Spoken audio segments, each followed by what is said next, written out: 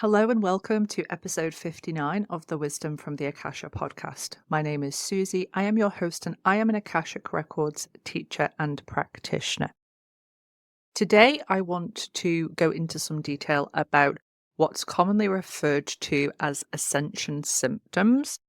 And I'm also going to link a couple of other episodes that I've done in the show notes, one around Ascension and Enlightenment, and the other around light codes and the sun as a spiritualizing force. The reason I am going to link those episodes in is because I'm going to make reference to certain things today that maybe you haven't heard or maybe you want to do a deeper dive into, and these episodes are going to support you in that. Now, before I get started in this one, I want to say that I'm not a particular fan of the term ascension, because of various connotations that there are with that terminology.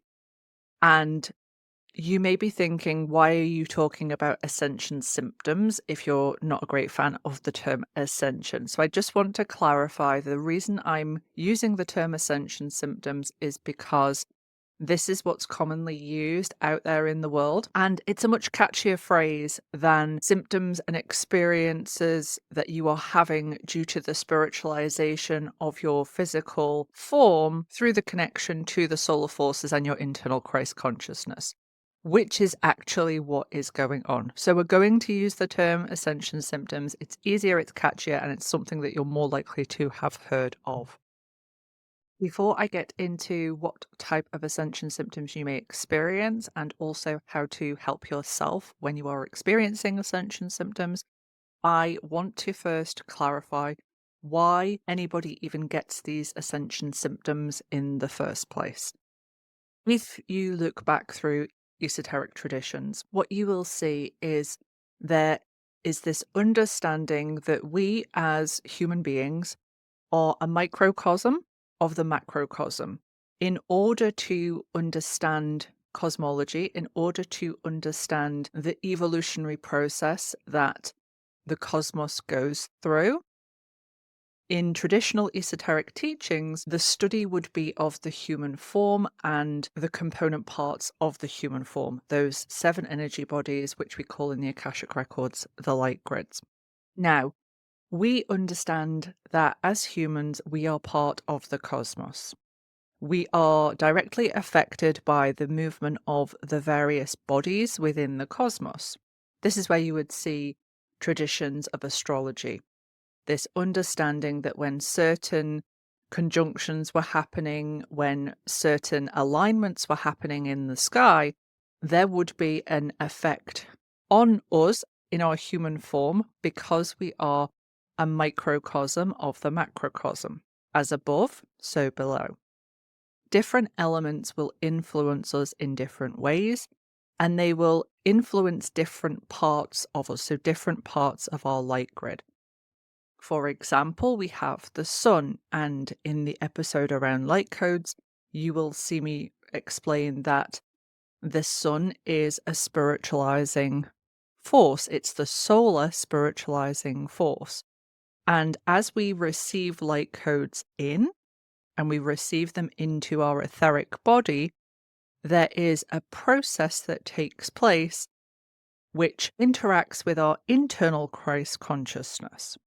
This can be receiving information. This can be the clearing out of energetic stagnation that is no longer serving you. This can be receiving activations from that solar energy.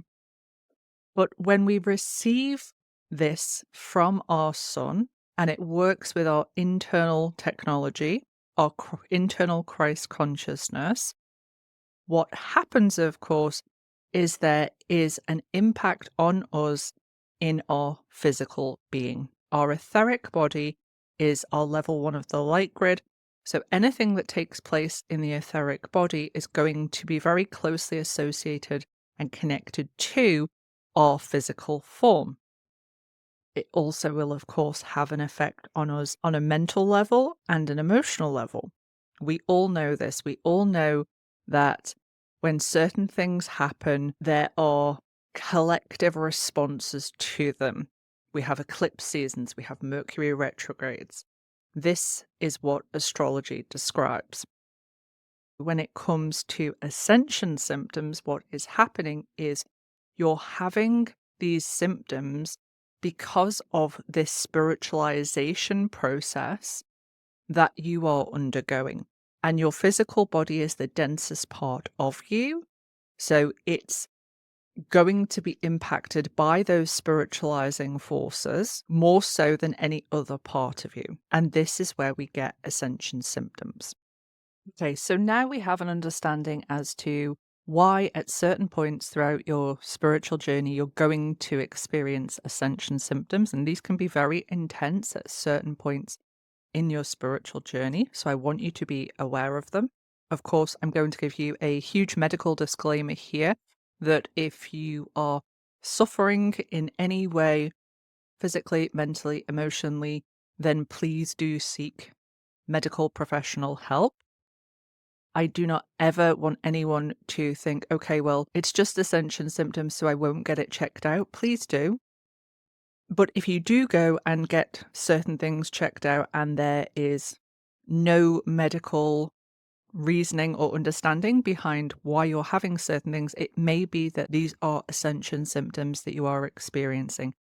If in doubt, go see a medical professional.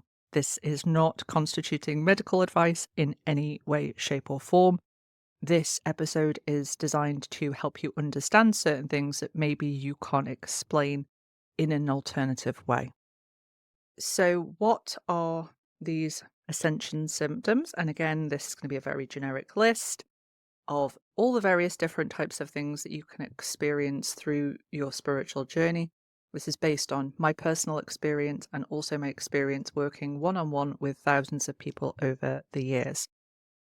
First of all, the most common ascension symptom that people experience is colloquially referred to as vibrational flu. This is when you're having this period of spiritualization that you're experiencing and you feel quite fluey. So this can be aches and pains in the body. It can be sinus disturbances if there's clearing going on in the third eye region. And it can be just a not feeling your best, not feeling on top form, and there being no medical reason for you not feeling that way. It's often the case that people will also experience digestive disruption, so digestive disturbances, and this usually goes hand in hand with a change in appetite. It may be that you feel like you want to eat more or that you want to eat less, have periods of fasting, or it may actually be that you crave certain foods. For example, if you're someone who has been vegetarian or vegan for a very long time, it can be normal when you're going through this process to crave more grounding foods such as meats and root vegetables, anything that's denser, earthier, heavier to try and ground you. Along with those sinus symptoms that I mentioned, if there's any energies moving through the third eye area, you may experience brain fog, headaches, dizziness, just not feeling your best.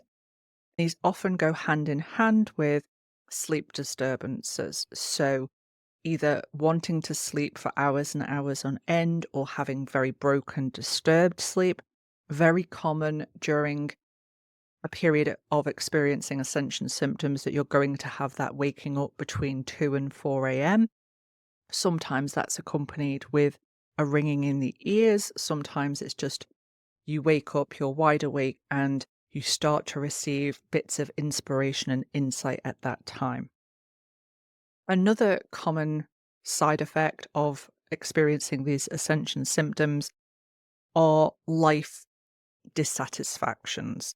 So this may be that you no longer feel satisfied in your personal relationship, in certain friendships, maybe that you experience job dissatisfaction, and there may be an underlying of, I don't know why I no longer feel satisfied, but I don't. It's this niggling, I don't really know where I'm going or what I want, but I know that this isn't right. It's this these situations now are out of alignment, but you don't quite know yet what those next steps are and how to bring yourself into alignment.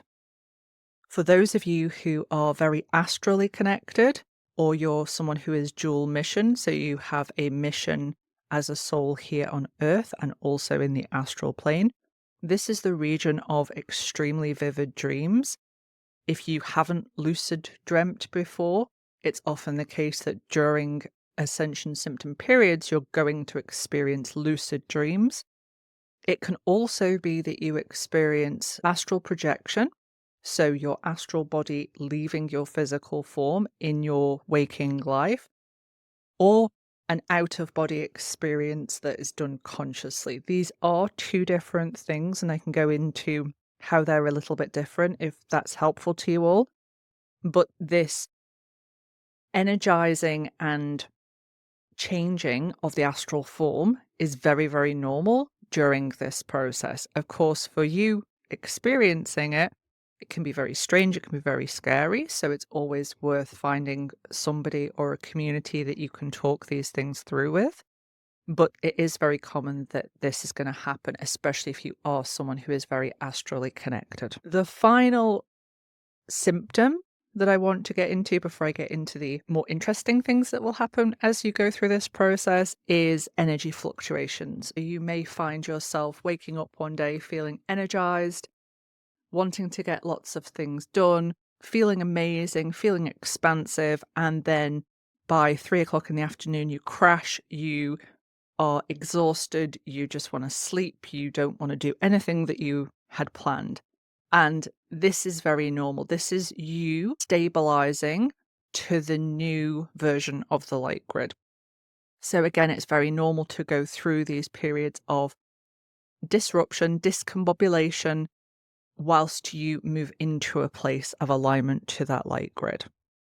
Now, on the more positive side of what you're going to experience during an ascension symptom period when you're having this, you will often have your Claire senses. So again, I'll link another episode in the show notes where I've covered the Claire senses in detail. You'll often have these Claire senses either coming online, so access to Claire senses that you didn't previously have, or your existing Claire senses getting much stronger. You may start to hear things in the inner ear if you have never heard them before. If you've been working on clairvoyance, you may now be able to get clear visuals rather than just shapes or colours. Now, it is also normal that when everything settles down that you go back to where you were at with those. So I don't want anyone to feel disappointed if they've experienced this where they've had access to these things and then it feels like they've lost it. You haven't lost it. It's just very normal during these periods that those Claire senses become very heightened, that your intuition itself and your internal guidance system becomes very heightened. Another thing that you might experience during this ascension symptoms period is those signs and synchronicities really becoming prominent. So this can be in the form of angel numbers that people talk about. It can be meeting some with whom you were only thinking about the day before that you hadn't spoken to in 2 years. It can be seeing feathers on the ground. There's so many different signs and synchronicities that people report. And oftentimes the signs and synchronicities that are relevant to you are the ones that are going to show to you. And it's very normal during this period to have lots more signs and synchronicities showing up. Again, when the ascension symptoms settle down and you go into a period where you're not receiving those signs and synchronicities, you haven't done anything wrong, your guides have not fallen out with you. It's just this is very much heightened at this time. Okay, so we understand why we have ascension symptoms. We understand what those ascension symptoms may be. How can we help ourselves if we are experiencing these ascension symptoms? What you have to remember is during this process, you are expanding. Your light grid is expanding, and we want to always support any expansion with making sure that we have a good, strong foundation. So we want to look at the root chakra and we want to look at our nervous system.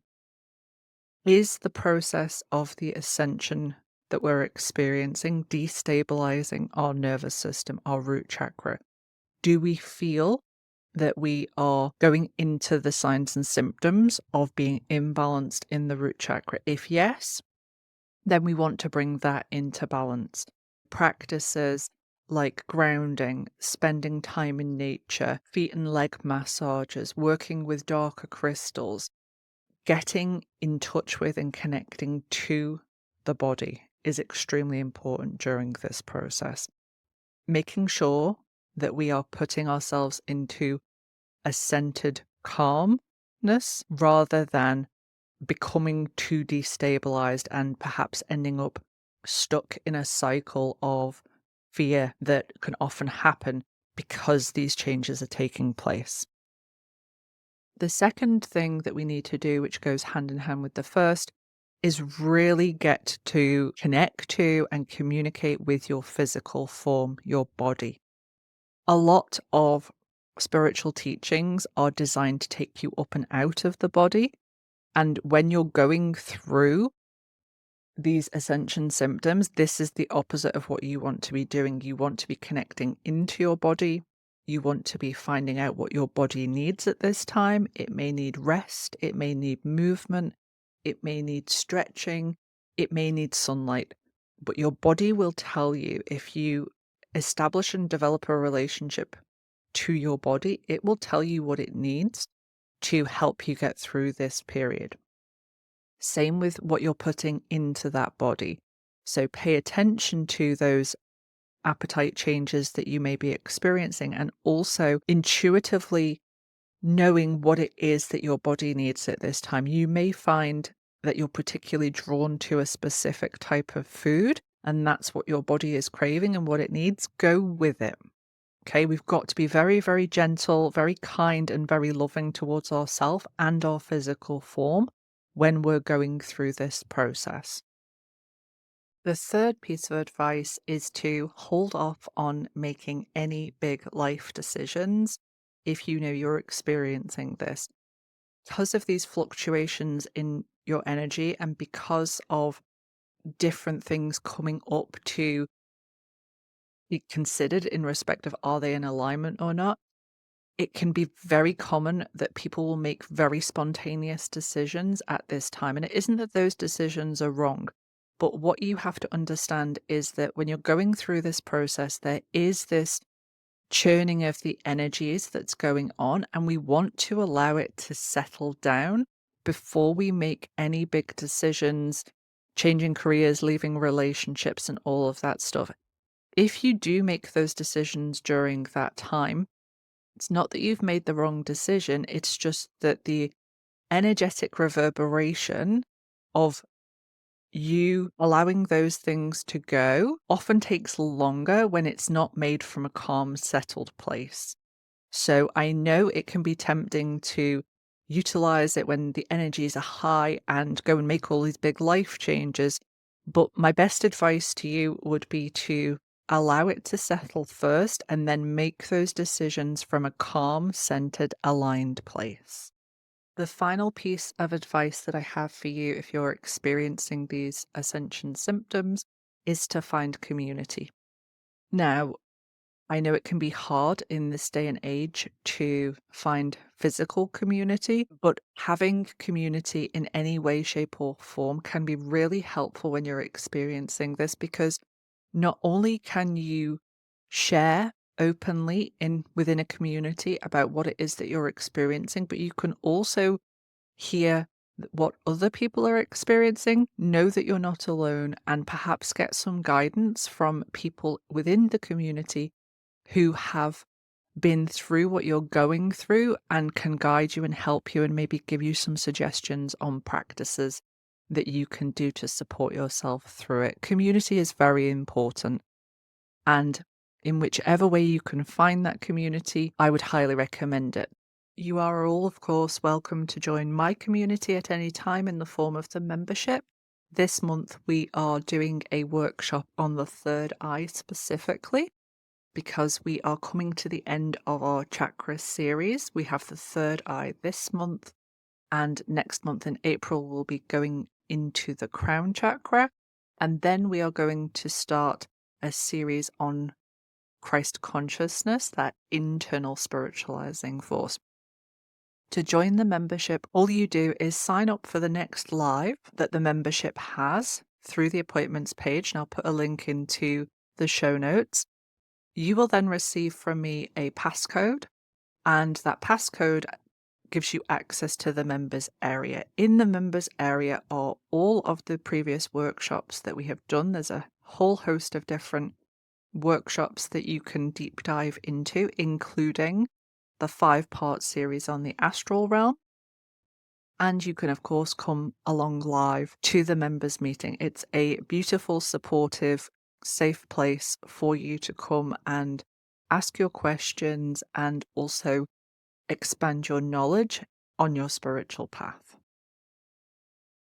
I hope that you have found today's episode helpful. I hope that if you are experiencing these ascension symptoms, you maybe now have a bit more clarity about why it's happening, what's going on, and ways that you can help yourself forward. I look forward to seeing you all at the next episode.